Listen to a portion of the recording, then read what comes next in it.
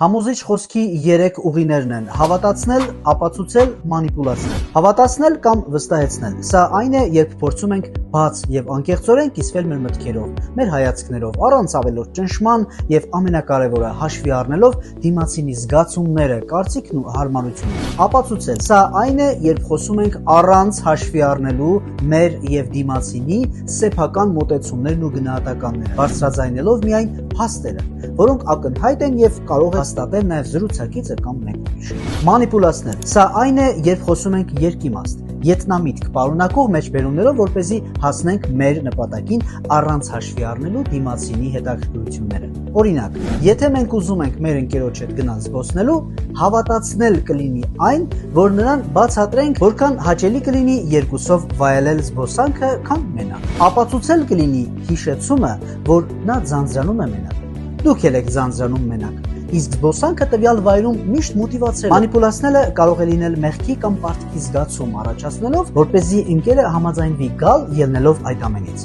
Մոտավորապես այսպես. Եթե դու իսկական ընկեր լինեիր, ինձ մենակ չէիր թողնի։